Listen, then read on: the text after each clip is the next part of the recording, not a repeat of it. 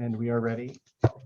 All right, I'm going to call the work session for the Springfield City Council to order with roll call. Mayor Van Gordon, Here. Councilor Pitts, Here. Councilor Mo, Here. Councilor Rodley, Here. Councilor Stair, Here. Councilor Woodrow, and Councilor Pictionary. Present, thank you. Looks like we've got two items tonight. The first is the Engineering Design Standards and Procedures Manual with Jeff Pascal. Thank you, Mayor, and thank you, councilors. Pleased to be here to bring these updates to this to the EDSPM, as we refer to it in the department, the acronym, but the design, or just the design manual. But what you have before you is a long time coming. We've been working on them for quite a while, and they've been sitting for quite a while. And it's a collaboration of effort between DPW staff and the city attorney's staff to, in essence, for chapter 12, rewrite chapter 12 for clarity and trying to streamline some things and clear some things up on how we process public improvement projects and the procedures we use, and so that it's easier understood by developers and developers reps. And several of the folks who worked on it, I'm sure, are listening in tonight, and I know Christina, I see her there, so if I get stuck on anything that's the legal area, she can jump in and answer any of those questions. But tonight, I hadn't reread the chapter in a while, and so prepping for tonight, I've reread it a couple times without track changes on it this time. And not to oversimplify, but the reality is we're not changing how a public improvement gets initiated or built, or that acceptance process, that final, when it becomes a public infrastructure. What we did is really tried to reorganize and clarify the chapter and streamline and simplify how we talk about roles and responsibilities. To that, the PIP agreement. If you look at the current PIP agreement, it's 11 pages long. The new one's 3 pages. So really, we're referencing a lot of where all of the requirements are, and rather than what the old PIP agreement really did was, in essence, reiterate a lot of what was in the chapter. So that's kind of one of the ideas of simplifying it. The other is simplifying the communication on how we communicate with the project team by basically taking it from a 3-party agreement where the engineer signed in as a party to the project, even though they may not have been the financial backing or owner in the project. And so we have a separate kind of a concurrence or acknowledgement with the design professional now, as we're allowing for. We still require PEs, but this allows an overall coordinator and contractor signs acknowledgement, but our agreement really on getting a public improvement built is with the developer owner. And so that's where the permit is. Some other key things which I've noted in the AIS, we aligned it with how we're currently doing business, which is, in some ways, we allow for reduction of security when we reach a certain point. That wasn't very well documented in the current chapter, so it's like it wasn't available or wasn't really clear to all developers or owners who may come in. And so now we're kind of clarifying, and it's everybody can see where those opportunities are should they require them or request them.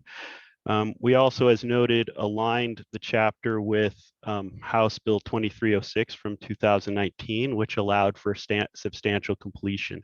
And so what that really means is there's some requirements and definitions in that bill that went in, and it allows a developer to request building permits once they hit substantial completion. So the project may not be ready for acceptance by the city council or acceptance by the city, but we can allow them to start requesting and submitting for and getting building permits, so they can kind of start concurrently building homes. Now, they can't get certificate of occupancy until after the PIP is ready for acceptance. So once it's signed off by the city engineer and ready to go to the council.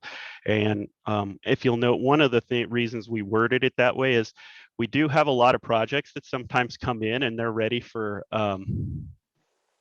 acceptance, but council may be at recess, or the timing of getting to a council meeting is not there. And so rather than be in an awkward position where we might be holding up certificate of occupancy during those periods, we've kind of left it that once the city engineer deems that the project's ready to go to council and signs off and everything's basically all the boxes are checked, we're just waiting to schedule a meeting, then we can issue certificate of occupancy so they can actually start selling homes, which for those developer owners is kind of a very important thing to start getting some cash flow back from the project. Just looking through the rest of my notes.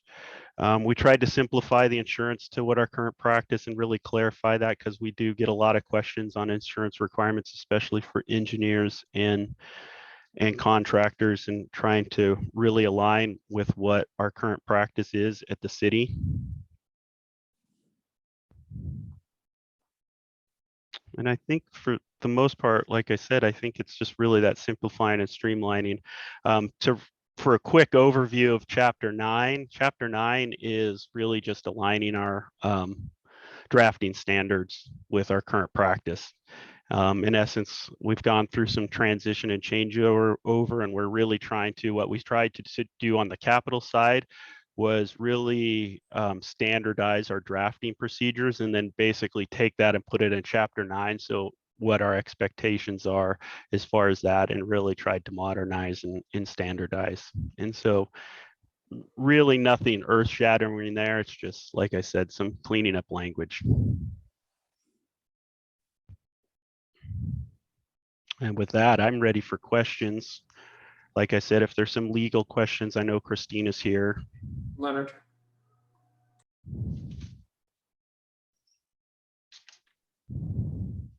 You're on mute, Leonard.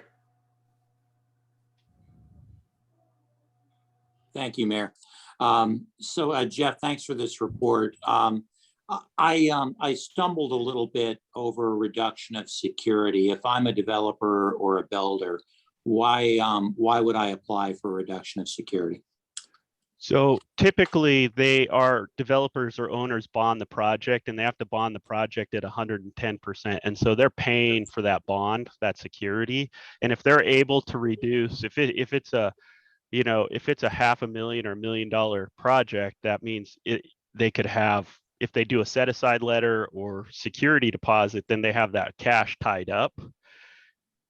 But if they're using a bond, they're paying an annual fee for that bond. And by being able to reduce that, they can reduce the fee they pay to keep that bond. Okay. And so we do from time to time get requests, especially at substantial completion. There may be a period of time, depending on the timing of when that happens, there may be a period of time between there and the warranty period before the project's complete and final, and we sign off everything from acceptance to warranty. And so there could be a substantial savings to them by allowing them to reduce that security. And would we grant the reduction in security based on what we perceive as the stability of the project and its investors? Well, we base it on the completeness of the project, right? So okay. Where's the status of the project? So that's what the security is for, is to ensure that the project gets built and completed. And so we're not allowing for reduction except it for certain key points. And I think if you read the language, it's like they have an opportunity at substantial completion, and that's once they do it at that point in time, then the bond stays the way it is through warranty period. And then we've gotten to warranty period where we've allowed at times them to reduce it there as well. But it's kind of gives them that option of that one time, but it would be based on the amount of work that's left to be done. And it's really security for the city if a developer were to go bankrupt or walk away from a project. We've had that happen one time since I've been here. Westwind, the developer went bankrupt, walked away, and we had a partial project sitting there. And that was a case where we had prematurely they had done a set aside or a deposit, and we had allowed them to kind of reduce that. And then we didn't have enough money. The city itself didn't have enough money to complete that project. That's certainly something we'd want to avoid. I'm comfortable with the reductions you've made, and I appreciate it. I'm always for killing fewer trees if we don't have to. Thanks. Steve. I have some questions. Some of them refer to practices we had a long time ago. As determining if the pipe is straight. You ever heard of candling? Candling, Yep. I that was a good have. item. A bit item candling, so you can Yeah. see a candle through. Yep, yep, that's how you know it's straight. That's a And then, reloading term. well, anyway, I'm looking at on yeah, I can't find my pages. It disappeared on me. Page 9, under compaction requirements. This is also something we used to do. Have crushed rock in there. Can they use pea gravel? No, Why? not for road base. We allow, so because Sewers. yeah, Sure. because it's round, you can't get, so we allow it in some trench. In the past, we typically don't, because we require compaction testing on our trenches too, if it's part of the base. So typically under current construction practices, everything's considered road base because they're not putting the trench in, coming back and then doing the road base later. Pea gravel, you don't have to compact it. Okay. Here. Anyway. I can tell you some other stories, but not now. Thank you. Other questions? Okay, so Jeff, I've got sort of two quick questions. How long is, so when you look at the drafting standards as a whole, right, there's some pretty specific standards to accept plans in there. Does that impact our ability to accept them electronically? No, we have separate electronics acceptance standards for how we get it in, and that's a different chapter. Oh, got it. So this is kind of our review set and the information we want to see. So when we're reviewing it, so it's clear to help us understand what they're going to do, so we don't have a lot of back and forth on questions. And like I said, we kind of base it on what we do as far as our capital projects. So everybody's kind of understands what they're reviewing, and it is kind of an industry standard. But then, yeah, separate chapter for electronic acceptance so that we get the layers in that we want, and they can go right into GIS. And so one of the questions when you introduced this as a topic, the comments you made was that we were updating this based on changes to state law. So if we read this from, you know, if we read in the news that this legislature changed some new bill from, you know, how long from when we receive that bill to when we see when we would see an updated document like this? So for the substantial completion changes, and Christina just popped up, but it went into effect in January. If it was approved in 2019 and they went into effect. So we've actually utilized it a couple times because it's already in effect, like I said. And so that really was the substantial completion part, was what we were trying to align. If I could add also, Mayor, Terry White worked in the engineering, an engineering permit position for a very long time with the city. And then she retired recently, which is wonderful for her. She worked very closely with me on this project. And I think it was delayed for a little bit of time getting it to council just because she was transitioning out of that role. And so there was just a little, we would have gotten it to, I think, a little bit earlier, but she also worked very hard with me through this to get this project complete. So that was great. As Jeff said, they have been implementing substantial completion for those entities that know about it, but it's better to have it integrated into the processes and procedures, because then every builder who's not necessarily aware of the state law knows that it's available to them. And we have a standardized way to enforce how we're going to go through documenting that something is substantially complete. But they have been able to make a case-by-case determination using the definitions that are in the state law before we were able to adopt the EDSPM changes. If it was something where we would have gotten this to you before January 2020, that had to be in our EDSPM in order for the state law to take effect. But since they were able to do it in the interim, we went for a more full update to chapter 12 and just took a little more time on that. Okay, perfect. And the only other question I think I had was, so once we sort of head on this here, what's the next step? The next step, I'll be bringing it to the council, probably just on consent calendar for approval. One thing there, having read it again with track changes off, I did note there's some minor things that we'll need to do for editing, some language things, but it's nothing substantial as far as changing any requirements. One of them is, as Christina noted, Terry White's email is listed in there specifically. So the things like that, like I said, as I read it again with track changes off, I just caught a few things that I highlighted. Yeah, and I'm looking around at where people's questions are. You know, correcting or formatting, I don't think anybody's going to have a concern with. So Yeah, in general, nothing substantial would change in any of these editing, and if it did, wouldn't be on consent calendar. I'd be noting that to you again. oh, perfect. All right, any other questions before we let Jeff go? All right, thank you so much, Jeff. All right, thank you. All right, looks like the next item is with the master fees and charges update with Sam. Sam, could you help me with your last name? Sure. Kelly and then Quattrochi. Quattrochi. Very good. Quattro Oki. Grandpa used to say it means four eyes in Italian, but it's a real rough translation. So I don't know if I can trust Grandpa on that one. Perfect. Thank you, Mayor and Council. I'm happy to be back here again. These are the rest of the master fees and charges. Last week you saw stormwater, wastewater, and then Sanipac solid waste. These are the rest of them the city has. I guess just briefly, in the most recent guidance from council, staff was told to use like a CPI from Bureau of Labor. That's kind of the Western region class size B and C for cities. And so that's what we look to for this time. We recommended a 1.6 increase across the board for all the fees. And that was what I gave my colleagues to kind of work on. The CBM I gave you highlights fees in each section that were either higher than 1.6 or different than 1.6 or were new and were added this year and kind of some reasons behind that. I'm happy to walk through them all with you, or if you have specific ones you want to talk about or questions that might be better. I'm here to answer questions, and hopefully if this all goes well, come back in 2 weeks for resolution and fully adopt all of the fees.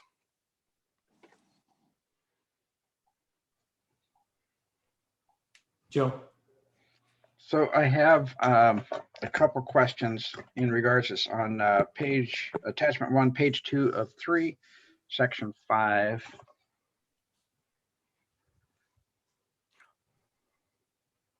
And now, of course, I'm trying to find it where I have my own notes. There it is. Let's see here.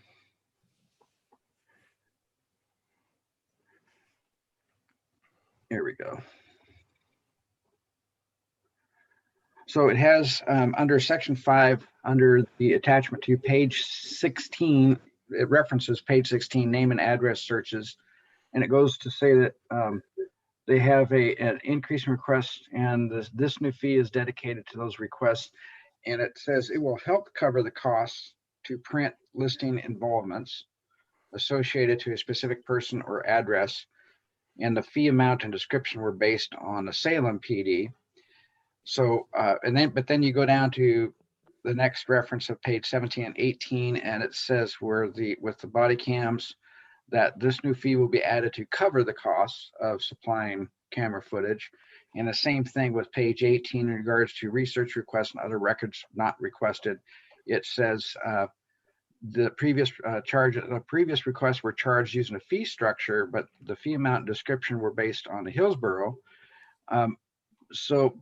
But does it, and it says there, this new fee was implemented to cover the cost. So we are making sure that those two requests are covering actual costs, but then how come the name and address search is not covering the actual cost and just helps cover? Sure. I'm not sure I can. Inconsistent.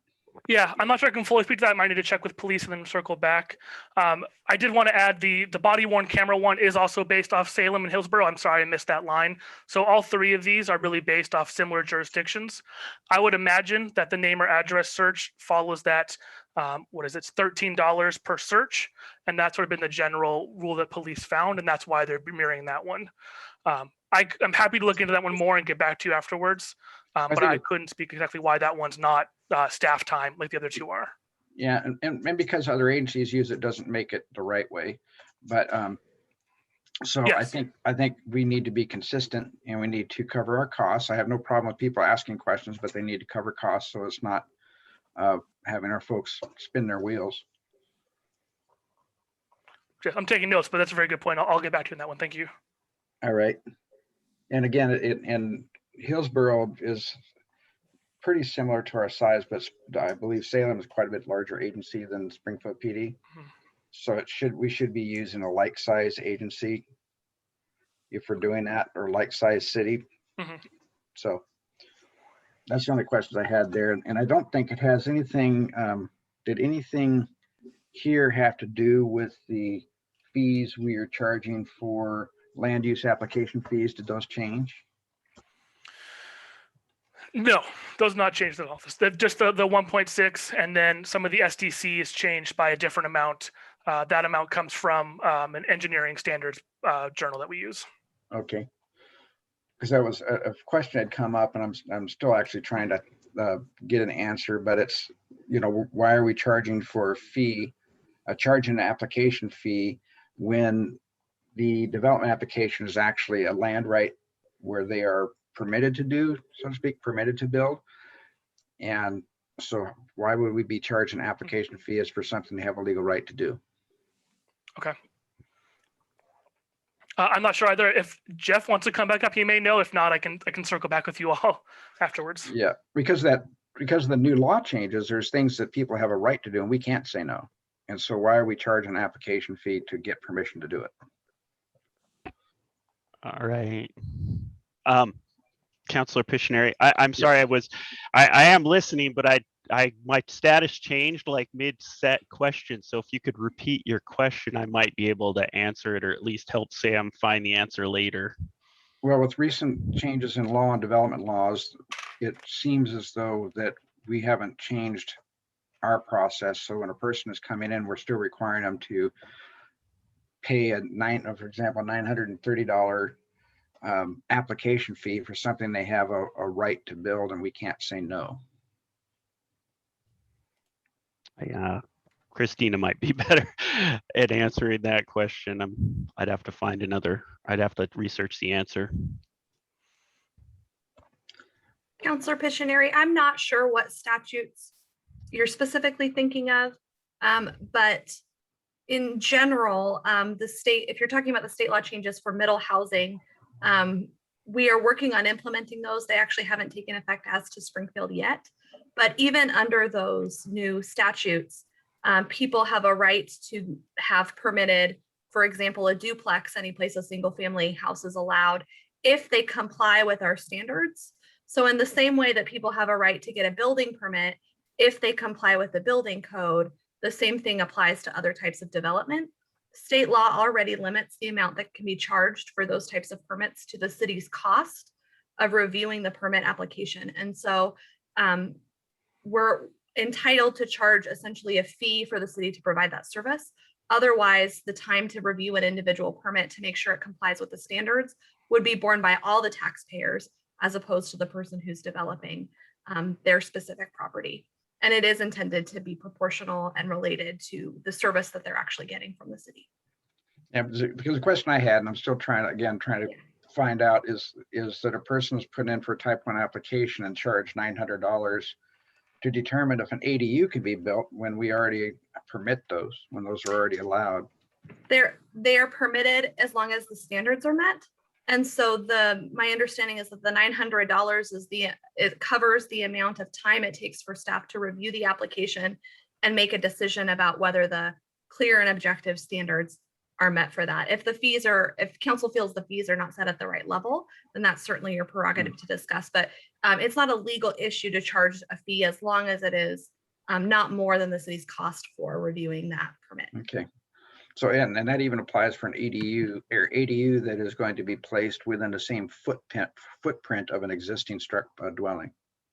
There are standards that apply to internal Okay. conversions of ADUs as well. Yes. Yeah, I knew there were some electrical and water issues, but okay. Thanks. I appreciate that. Thank you. Other questions? Sam, could we go back to the body cam? Of course. And I think it was 16, page 16. So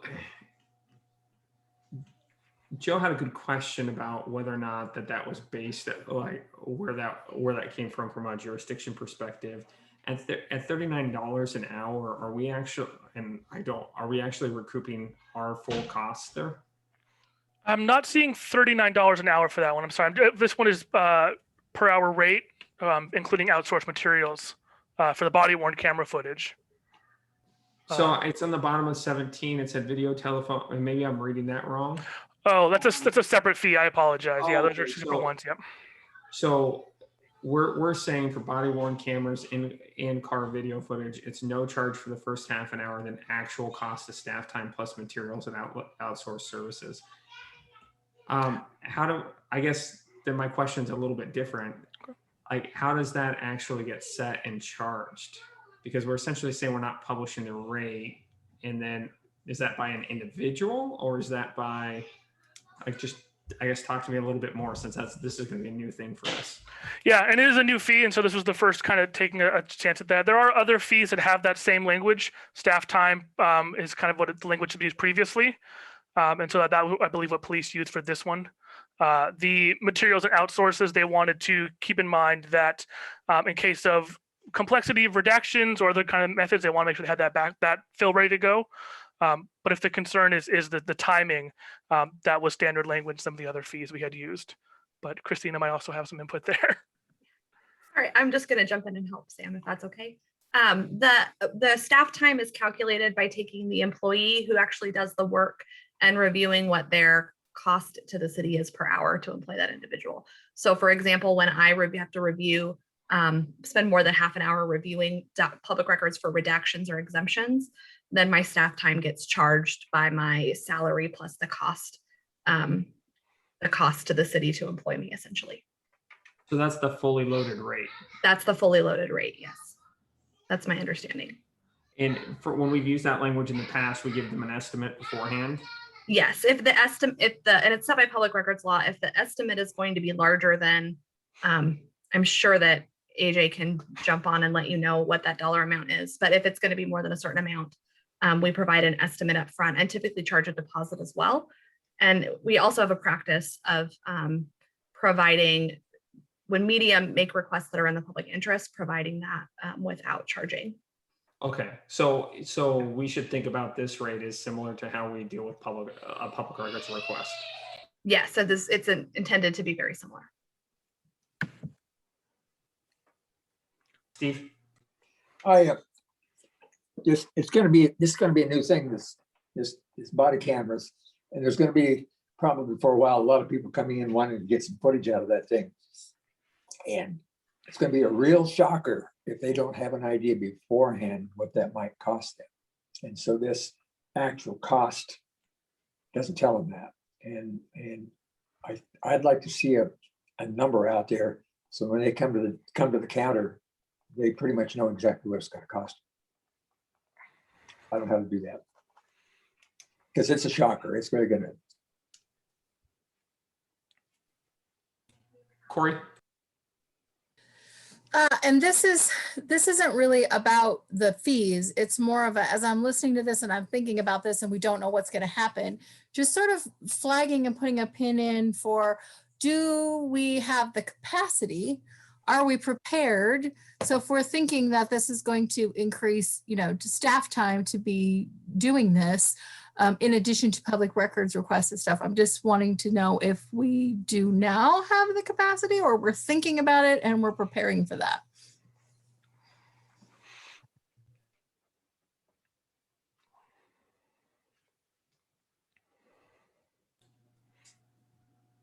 I don't know who wants to take that one as far as the staffing question, because I think that's a police question if we've got that, because I think we were supposed to hire an FTE for it. And that was my recollection as well, Mayor, that there was a FTE included in that body worn camera package to deal with that very same issue, Councilor Rodley, of how many requests are we going to get. But I can talk with police for you on that one.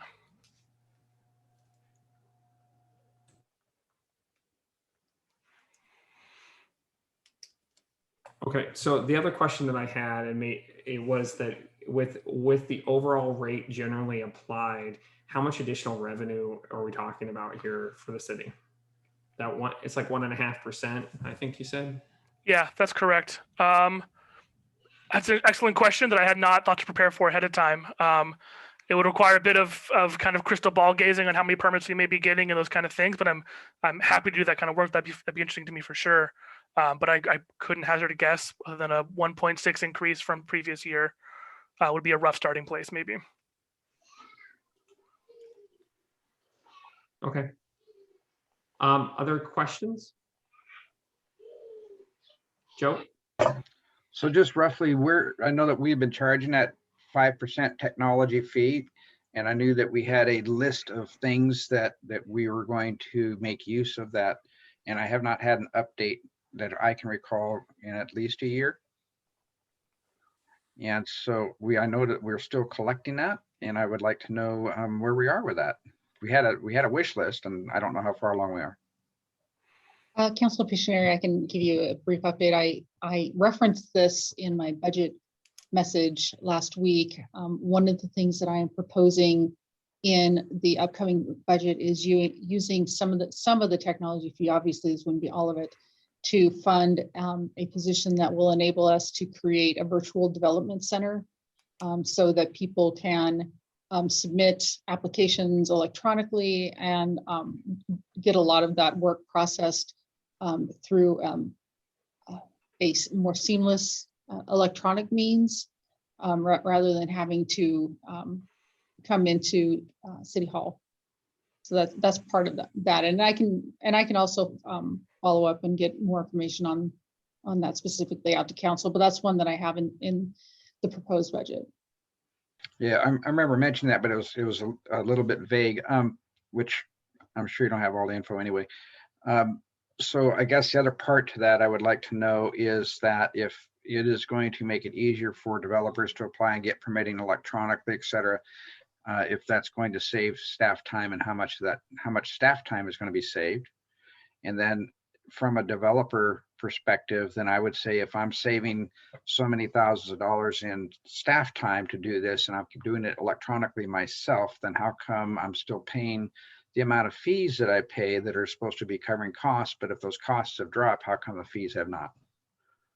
So that's right. Well, we would need to look into what the correlation is between staff time and developers coming into the development center, because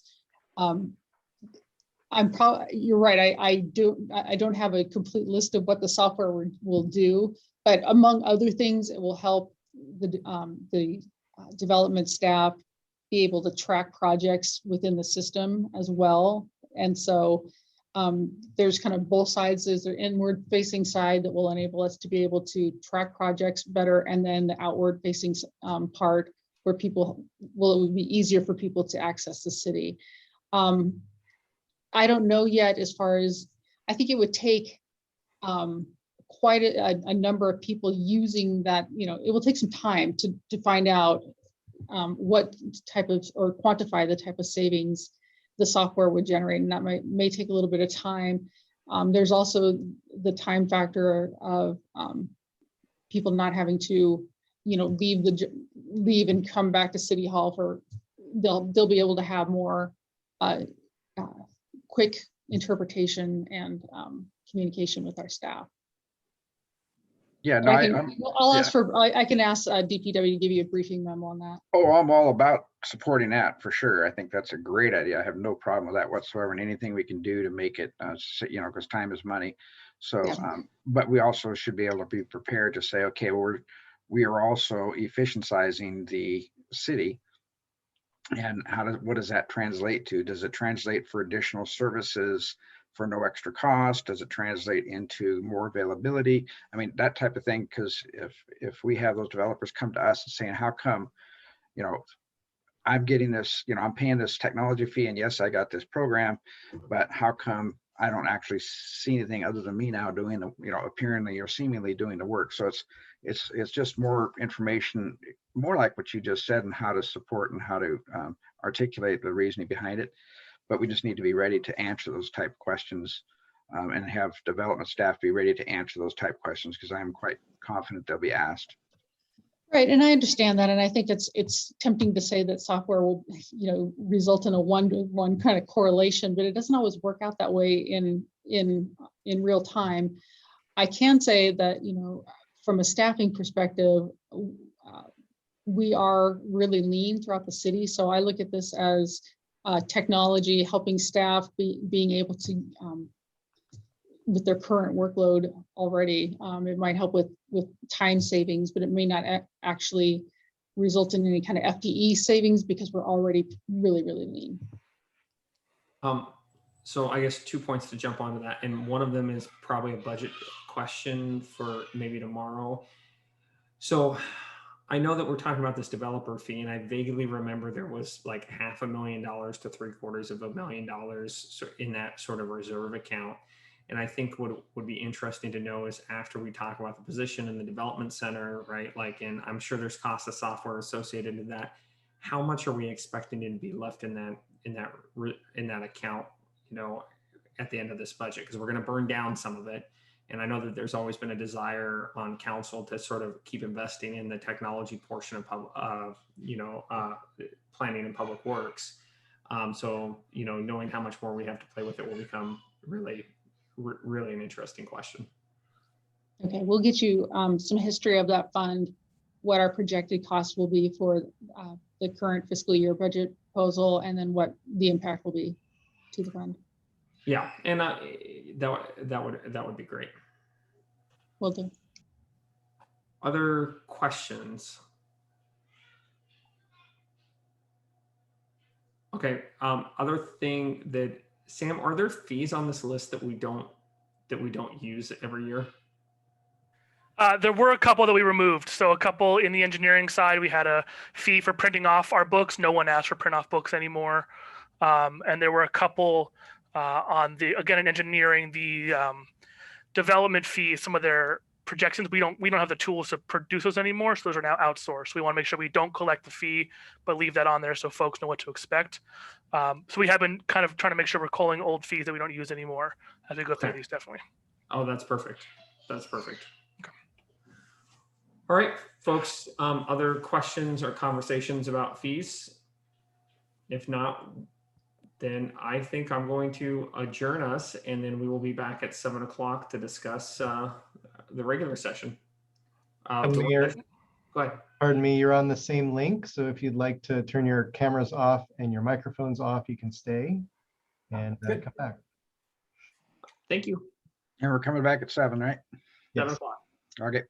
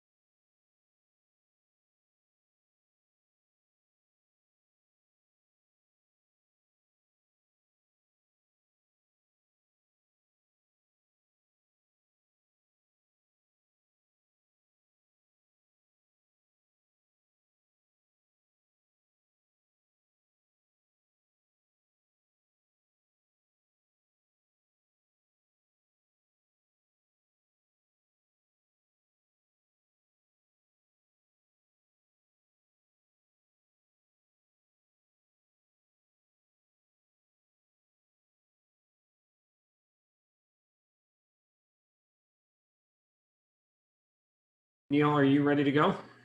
We are ready. I am going to call the Springfield City Council regular session to order with roll call. Mayor Van Gordon, Here. Councilor Pitts, Here. Councilor Moe, Here. Councilor Rodley, Here, Councilor Stair, Here. Councilor Woodrow, and Councilor Pictionary. Present, thank you. And Councilor Woodrow is excused for the evening. Would you please join me for the pledge? I pledge allegiance to the flag of the United States of America and to the republic for which it stands, one nation, under God, indivisible, with liberty and justice for all. All right, I've got a couple of instructions. As we begin our meeting tonight, I would like to ask members of the audience who are joining us online to please keep yourselves on mute until you are called upon to provide public testimony. There are 2 items this evening designated for public testimony and will be listed at public hearings and business from the audience on the agenda. If you're joining us online with a tablet, smartphone, or computer and wish to speak during that time, please use the raise hand option to be called upon to provide the comment when the designated time is announced. When we call on you, please state your name, in ward or general location for the record. The order of public testimony is as follows: anyone who has raised their hand, and then anyone who has submitted an email in advance. If there is time, Neil will read them into the record. First item, please. Mayor, your first item is Springfield Upbeat. We have a few items under that. Item number 1, Mayor's Recognition, National Nurses Week Proclamation, and Mayor, you have that item. All right, let me grab it here. Whereas the 3 million registered nurses in the United States constitute our nation's largest healthcare profession, and whereas the nursing profession plays a critical role in improving patient outcomes, increasing access, and coordinating care while reducing healthcare costs, and whereas the depth and breadth of the registered nursing profession meet the different and emerging healthcare needs of the American population in a wide range of settings, and whereas the renewed emphasis on primary and preventative healthcare will require better utilization of all our nation's registered nursing resources, and whereas more qualified registered nurses will be needed in the future to meet the increasing complex healthcare consumers in this community. Whereas along with the American Nurses Association, the Springfield City Council is declaring May 6th through 12th is National Nurses Week. Now, I, Sean Van Gordon, the Mayor of Springfield, do hereby proclaim May 6th through 12th, 2021 is National Nurses Week in Springfield, Oregon, and urge all residents to join me in this special observance and thank a nurse.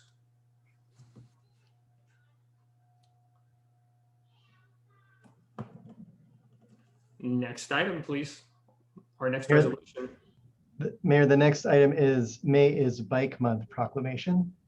Thank you. Whereas the bicycle is an economical, healthy, and convenient and environmentally sound form of transportation and an excellent tool for the enjoyment of Springfield's scenic beauty that allows community members to follow social distancing guidelines and travel for essential trips and exercise during this COVID-19 pandemic. Whereas through the month of May, the residents of Springfield can experience the joys of biking while supporting community safety by attending virtual events, wearing masks, maintaining safe distances from others, or riding with members of their own households, or choosing less busy times and less busy routes for rides. Whereas community members can directly support the local economy by purchasing bikes or taking bikes to local bike shops through appointments. Whereas the bicycle industry sales and bicycle tourism contribute at least $440 million respectively to the Oregon economy annually and generate 7,000 jobs. Whereas with money that's saved from lower travel costs, people who ride bikes have more money to spend at local businesses to help grow our local economy and support a vibrant recovery from COVID-19. Whereas creating a bicycle-friendly community has been shown to improve citizens' health, well-being, quality of life, grow the economy, improve traffic safety, support student learning outcomes, and reduce pollution, congestions, and wear and tear on our streets. Whereas the city of Springfield and Springfield Safe Routes to Schools are also promoting greater public awareness of bicycle operations and safety education in an effort to reduce collisions, injuries, fatalities, and improve health and safety for everyone. I, Sean Van Gordon, the mayor of Springfield, do hereby proclaim May 2021 as Bike Month in Springfield, Oregon, and I challenge Springfield residents to get out and ride on regional paths, test ride an electric assist bike, or visit local businesses by bike during the month of May. All right, next item, please. The next item is employee recognition. Diana Chappell's 30 years of service, and Chief Heppel is here with us for this item.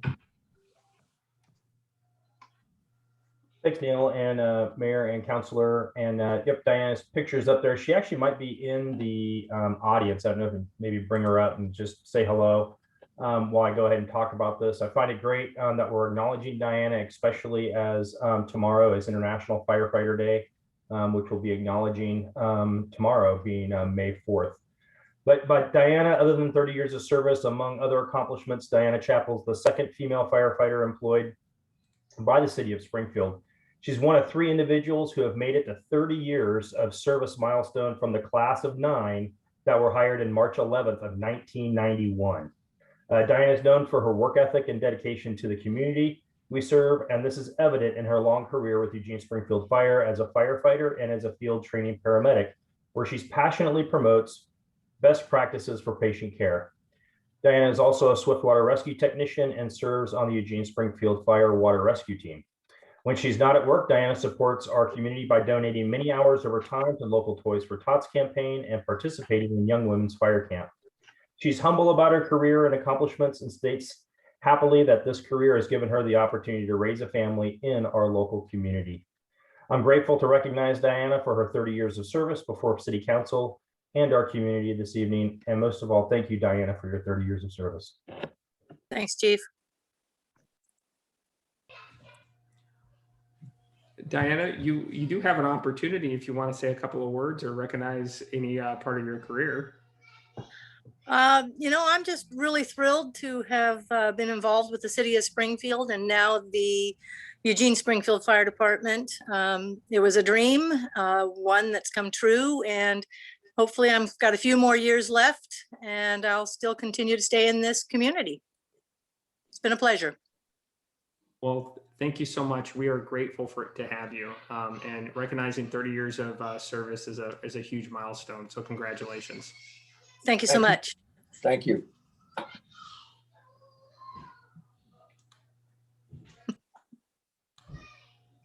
All right, next item, please. Mayor, the next item is the consent calendar.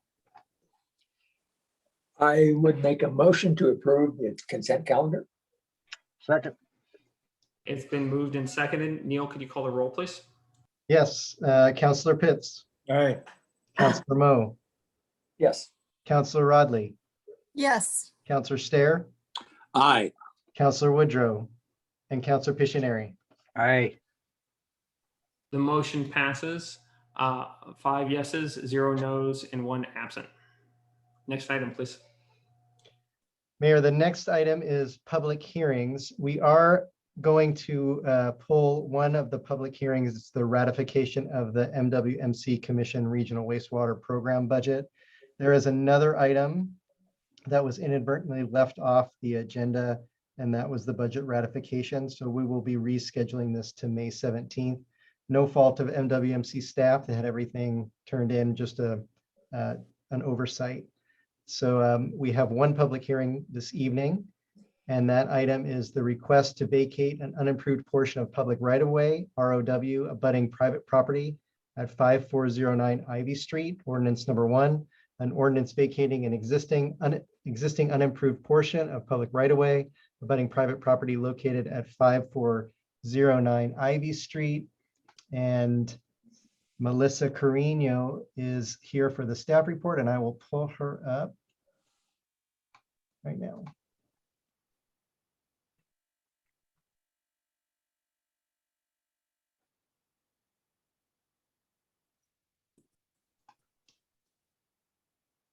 Melissa, you should be able to unmute your microphone. There you go. Hi there.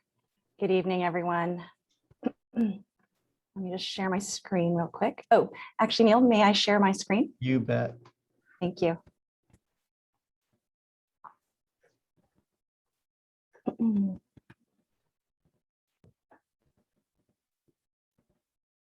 All right, sorry about the delay, folks. Hello and good evening, Mr. Mayor and City Councilors. Last month, on April 5th, the City Council initiated the resolution to vacate this portion of unimproved city-owned right-of-way located along the northern side of Ivy Street, abutting a private property at 5409 Ivy Street. Tonight, the City Council is requested to consider a vacation ordinance to vacate the subject right-of-way. But first, the subject right-of-way is located within city limits. You can see that in the red, and it's located south of Main Street. A little closer zoom, you can see that it's west of Bob Straub Parkway, and you can see it in the corner with a yellow. And here's again a zoomed in the picture of the site and the subject right-of-way. Because the previous property owner of 5409 Ivy Street wanted to retain the rectangular shape of the property when the Hayden Homes Pinehurst Phase 1 plat was being recorded, the wedge-shaped portion of right-of-way was dedicated to the city in 2015. There were no costs associated with the right-of-way dedication to the city. The vacation was requested by the property owner, the new property owner of 5409 Ivy Street, in order to facilitate the construction of a garage that meets the minimum 18-foot Springfield Development Code setback requirement from the street frontage. There are 3 applicable criteria for vacations of right-of-ways. I will go through each of the criteria and share how this application meets each of them. The first one is the vacation shall be in conformance with the Metro Plan and various plans of the city. And indeed, the subject right-of-way vacation will help meet the city's current trans plan standards and also provide uniformity for the row width within this area, in this neighborhood. Criteria 2, vacation shall not conflict with provisions of the city's municipal code and the development code. And with the vacation, it will actually provide consistency with the city's municipal and development code standards. And thirdly, there shall be no negative effects on access, traffic circulation, emergency service, or any other public benefits. And the vacation of that subject right-of-way will provide no negative effects on access, traffic circulation, emergency service, or any other public benefits. One thing to note is that street-side public utilities were installed within the public right-of-way during the original subdivision process in 2015, and therefore did not require standard public utility easements. Standard 7-foot wide public utility easements are required for ongoing protection and maintenance of utilities as per the Springfield Development Code. So as shown, this is a recommended condition of approval. So the city is requested to adopt this vacation ordinance with this condition of approval. And if this vacation is approved and the subject right-of-way is transferred back to private property, the property owner of 5409 Ivy Street must record and execute a 7-foot public utility easement along Ivy Street frontage. There is no negative financial impact on the city as the portion of the subject right-of-way was dedicated to the city with no financial exchange. Vacating the subject right-of-way will provide uniformity with the adjacent right-of-ways and consistency with our development code. It will also transfer the subject property to the applicant, which will allow him to meet setback requirements for his new garage. Because the vacation of the subject right-of-way will help create consistency with city standards, as well as help facilitate the compliant construction of a garage addition at 5409 Ivy Street, staff recommend adopting this ordinance with the condition of approval. And that's it. Thank you, Mayor and councilors. I'm here, and I believe also the applicant is available for any questions you may have. Are there any questions before I open the public hearing? Got one for you, Sean. Then I'm going to go ahead and open. Sean. Yes. Got my hand up. Okay. Go ahead, Councilor Piscieri. So if I understand this correctly, the current lot, this current owner bought the lot as a rectangular lot as part of the purchase price, correct? That is correct. And so if I read the legal description of that lot, because it doesn't indicate, at least I didn't find it indicative otherwise, the square footage of that current lot, or the dimensions of that current lot, are right around 108.9 by, was it 120? Is that right? Sounds right. Yes. And then the right of way, the subject right of way is 1,500 square feet, roughly. Right. So that's going to add about, according to my numbers, about 12% more land than what they currently own. Is that correct? That is correct. The applicant is aware that, that they would be taking this property back to their own private property, and that taxes would be incurred based on that. Right, but are we not saying that there's any value to that land as far as, for example, if that land was present when they purchased that land, then the purchase price would have been affected at that time if it was greater than what it is now, correct? I would imagine so. So yes. Okay, so they're seeing a financial benefit off of city property. Well, I would argue that actually this right of way should have already been given to the private property, except for the previous property owner did not want to make that change. The other thing is, because of that portion of right of way is technically actually the responsibility of the private property owner of 5409 Ivy Street. So they've been maintaining that portion. So No, yes, they are gaining some. Yeah, no, they are, but regardless, it's the valuation or our resale price, because they purchased it at a specific price. Then now they added 1,500 feet to their property, which now increases the value of their home or their property and home. Then they are seeing a financial gain off of city property, which, no matter which way you look at it. Yeah. And also, but I do see that if they want to add a garage, then that too will increase the valuation of their property, which would be to the benefit of the city because of the tax valuation. And that I understand. Gotcha. So I guess I would be comfortable with this. However, I would have a stipulation that they do in fact build a taxable building because of that transfer. So that way the city does see a financial gain with this transaction, as opposed to handing over valuation of that property to the property owner without any consideration back.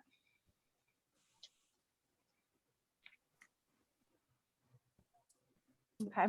I think I might need to consult with the city attorney on how to move forward with that. But I hear your concern and argument about that as well. Right. I mean, either way I look at it, it's increasing the valuation of their properties in their home, and they bought it as it sits. It's not like they were the ones that gave the property to the city, so they weren't out anything. This is a net gain for them in valuation and actual real dollars. So, and because we are supposed to watch out for the interest of the city and its citizens, then at least we should check this out and see if that is. It's no extra. If they're saying they're going to build a garage and they need to have this property to do so, and I get that, then it should not be an issue with them to be able to say, yeah, we're going to build a garage. Councilor Pictionary, this is Mary Bridget on the line. I think it sounds like what you're saying is either asking for a condition of approval that they will in fact construct a garage by a certain time on the property. I think what I would recommend for tonight, I can't answer off the top of my head whether that is a legal condition of approval, but we can look into that, have the hearing tonight, and then see if that is in fact something that we can require and talk to the property owner. This is a first reading, so we can move forward with that and then bring it back to the council. Does that work? I'm fine with it. It just, in previous practices where we have vacated property and whatnot, there's been consideration for those properties, and we don't very often just hand the property over without some sort of consideration or some sort of valuation back to the city. Yeah, no, I understand what you're trying to say. I just don't want to promise you that we can do that without confirming that that's in fact something we can do. But we can look into that. Right. If we could move forward tonight on the first reading, and then we'll get you more information. That's fine by me. Councilor Rodley. Just on the flip side of that, I don't know that that little strip is, it's not costing us anything, and it's also not gaining us anything by just sitting there being this little strip that we are holding on to. At least this way, it goes with that lot in perpetuity and becomes part of the property value of that property, which makes sense to me. So just putting that out there as it just, I wouldn't need to have a condition for it to say they're absolutely going to do these things, because I think it increases the value of that piece of property, yes, which does benefit the owner, yes, and also it's not doing us any good just sitting there being something that we have on a map.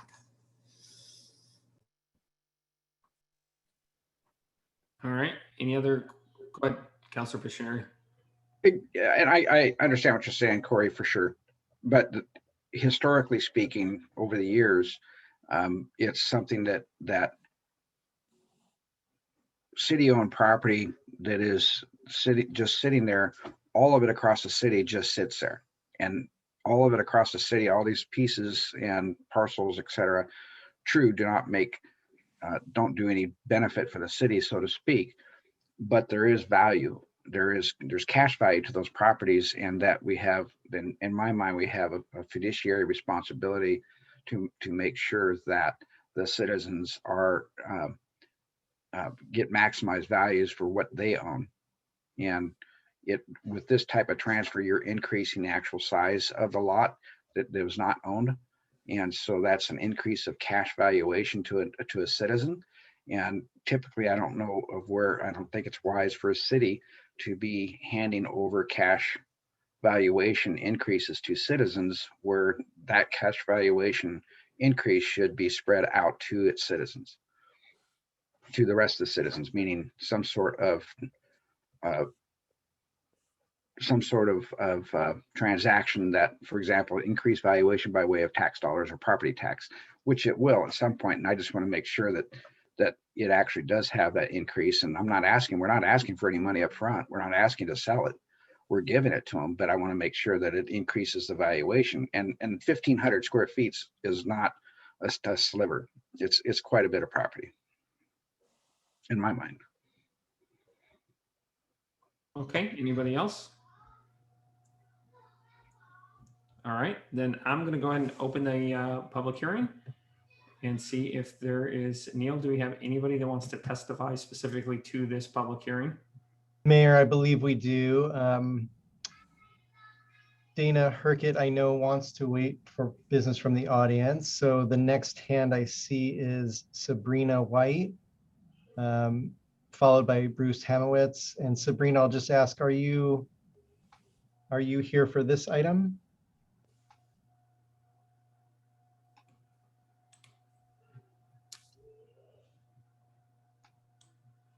Hold on one moment. Sabrina, you can unmute your microphone. I'm just wondering if you were here for business from the audience or this public hearing. That is actually owned by the city. It was said that there was maintenance that the private person did to that. What maintenance have they provided? There's no grass growing, so they don't mow it. You know what I mean? Sabrina, you were a little bit muted when you started. So could you just start all over with your name and what part of the city you live in, and then we'll start from the top. My name's Sabrina White, and I live out in the Glenwood District, Ward 2. Okay, go ahead with your testimony. And it's to this specific matter, not business from the audience, right? Right. It's just, it's a question, actually. Okay, go ahead. It was said that the people that own the property there did maintenance on that section of city property. What maintenance? There's no grass growing, so they don't mow it. I mean, if they're claiming it, they want it because of the maintenance and stuff that they have provided, what have they done? Because it does adjoin a city and public sidewalk. My apologies for a little bit of confusion. There is in our code states that any right of way abutting private property, that private property owner is responsible for maintaining. As for specifics of what maintenance has been done here at this site, I am not aware of. However, the next speaker is actually the applicant and property owner. So I'd like to give him a chance to speak. Okay, thank you. Thanks, Sabrina.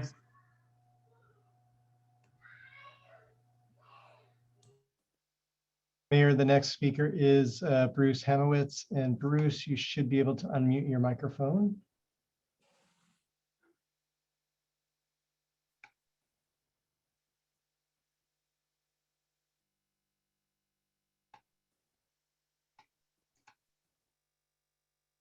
Bruce, can you hear us? You're still muted. Okay, can you hear me now? Yes, we can. Can you start with your name and location? I guess we know you're the property owner, and then give your comments, please. My name is Bruce Hamowitz. My wife Anita and I purchased this property at 5409 Ivy Street in Springfield this past summer. It was a foreclosure. The house and property was severely neglected. And our intention, and continues to be our contention, to when we bought the land and the house, was to do some drastic improvements on it. We had no idea that this right of way in front of it was not part of the purchase when we did the acquisition. I'm not a surveyor, so I did not understand all the little details of it, but I had hired and continue to work with Ellis Design Group for the improvements we plan to do on this property. And Carol Ellis, our design person, as she was working on the plans for these improvements, came to find out that we did not own that little strip of land out in front. It was quite a surprise. So I've been working with Melissa, and she's been very helpful in working us through this process for quite a few months now.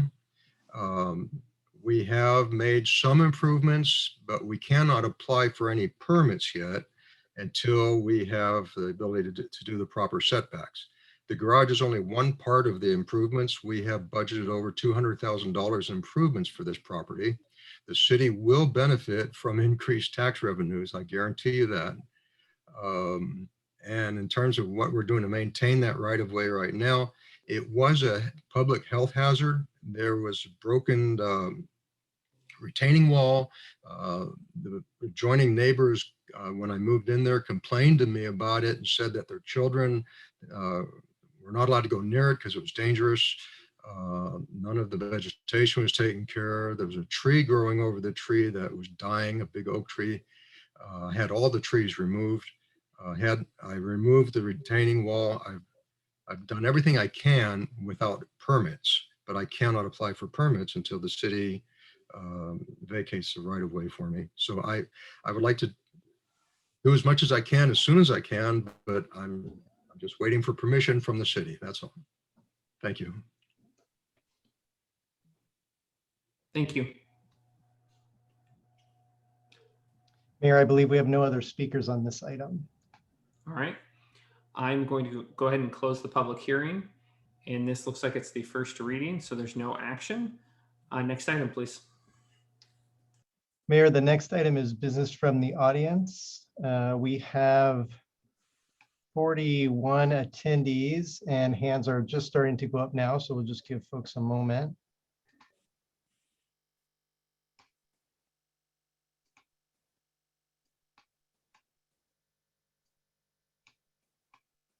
And if you're ready, we'll get our first speaker. We are ready. Okay. First speaker is Dana Herkett, followed by Kevin Shaper. And Dana, your microphone should be unmuted. Hi, can you hear me? We can.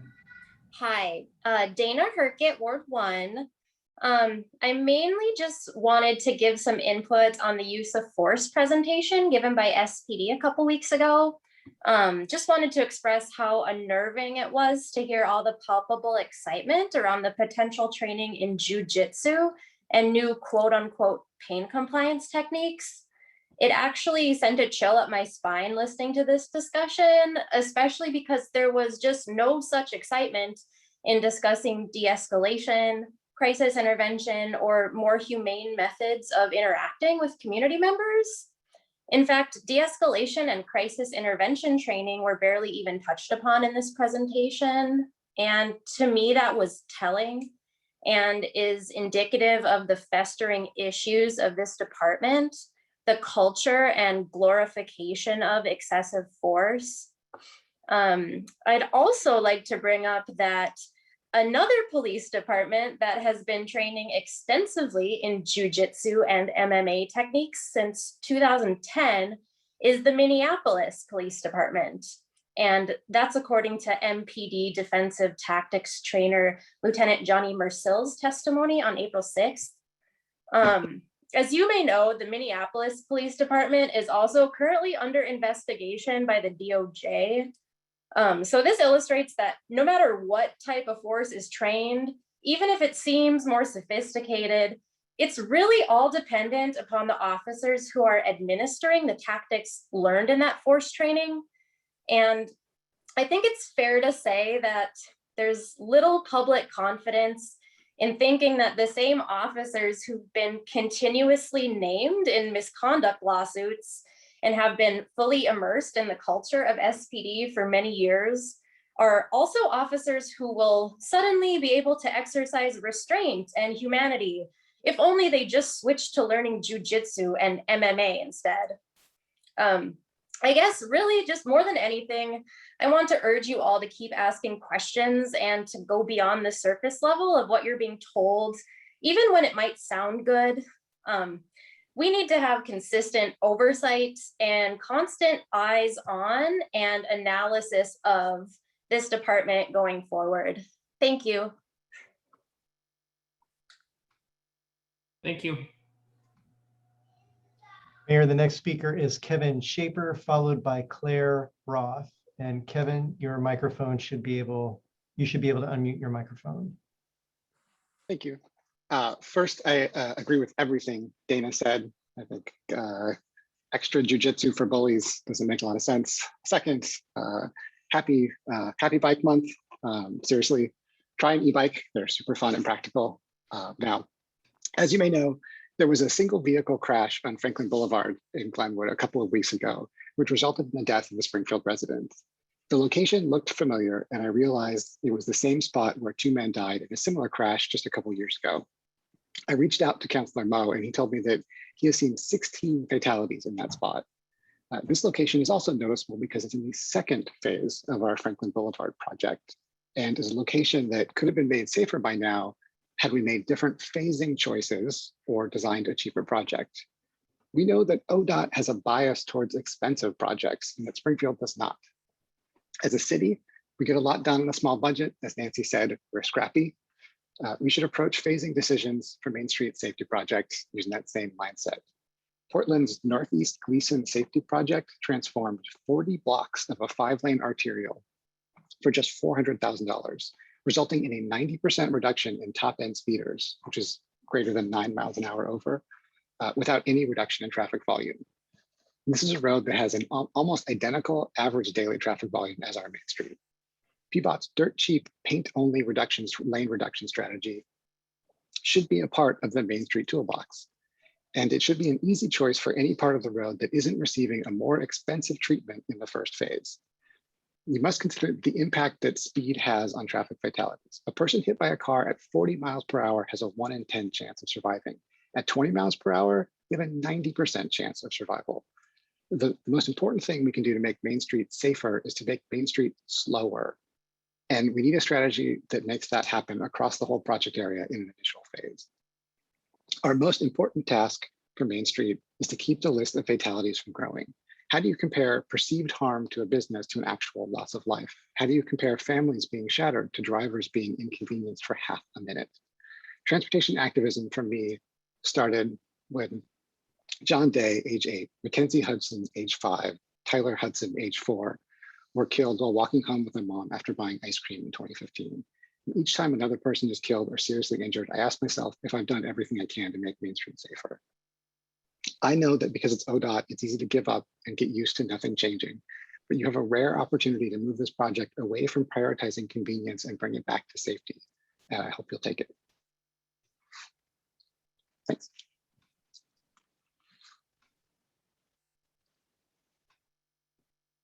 Mayor, the next speaker is Claire Roth, and Claire, you should be able to unmute your microphone now. Hello, can everybody hear me?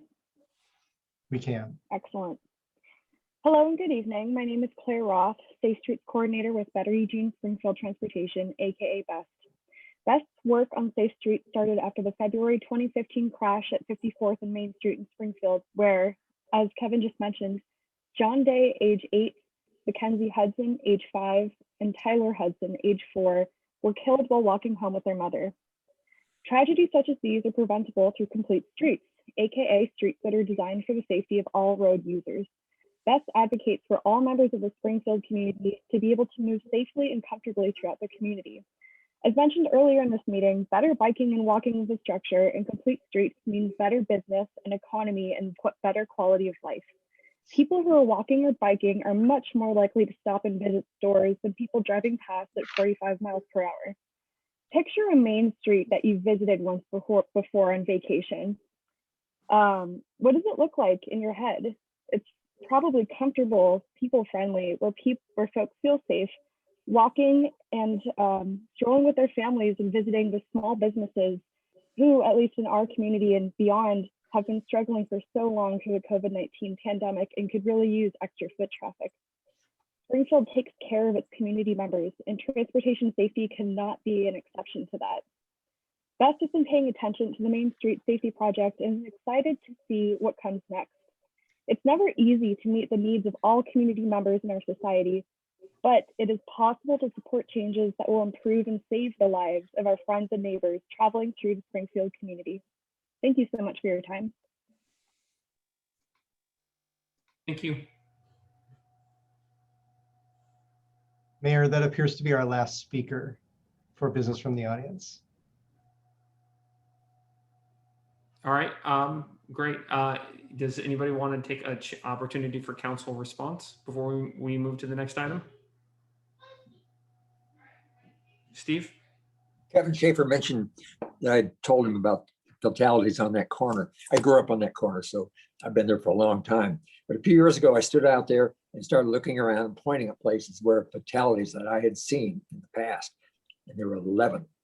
And since then, there has been 5 more. So I'm really concerned about that corner, and I'm working with you guys on it. And hopefully, we'll get some more signage up there, and it'll be realigned when they do Franklin Boulevard. I had Damien first. Yeah, it wasn't necessarily a comment. I just wanted to reply to Dana and ask her to please reach out to me so we can talk. I heard you were in Ward 1, and I would like to get to know you and hear some of your concerns, please. And I couldn't find you online, so I think you're a ghost. Leonard. Thanks, Mayor. I also wanted to just second Steve's concern about the general traffic conditions in Glenwood and on Main Street. I live right off of Main Street, and it's an interesting comparison to Gleason in Portland. I think by narrowing the lanes in Gleason, they have made it considerably safer and they've reduced road speed. So it's something we're going to be looking at. Thank you. Anybody else? I would just make one comment about the Main Street corridor. I know it's coming up in the next couple of weeks for a work session, so please tune into that. That should be a interesting discussion. Every time we talk about Main Street, what I always think about is how long it is and how many different areas of the community it touches, and really picturing Councilor Woodrow really out there driveway by driveway trying to find room for those crosswalks to go in. So I just kind of envision that same answer as we move from concept to sort of design, is that it really is going to take people talking driveway by driveway to figure this thing out. And so I just urge a little bit of patience as we keep working through it. Corey? And and I appreciate what you all are saying about the safety, and just to add to that, and I think a couple of the speakers pointed out the importance of having walkable, bikeable neighborhoods as part of that safety and as part of economic development. They're absolutely right in that as people are moving by foot or by bicycle, they're more likely to stop into some of these stores and use them. So I think just in terms of the safety, making sure that we sort of build that in, it's not just safety for drivers, but it's really about keeping our pedestrians, our bicyclists, and our folks who use mobility devices safe. So. All right, anybody else? Next item, please. Any business from the city council? Any business? Nope. Next item, please. Mayor, the next item is business from the city manager. One item, fiscal year 2022 Community Development Block Grant, CDBG, one-year action plan. Aaron Fifield is here with the staff report.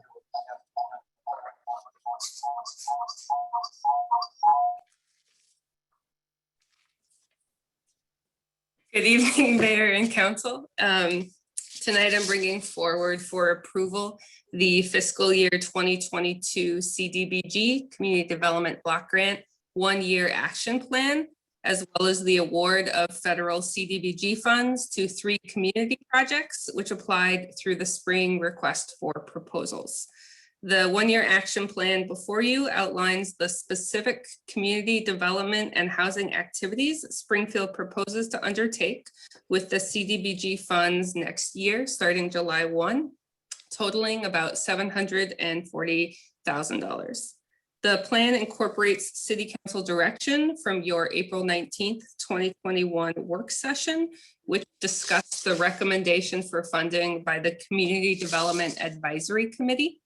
That committee had met previously in March and April to evaluate proposed projects, hold public hearings, and allow for public comment on community development needs and the use of funds.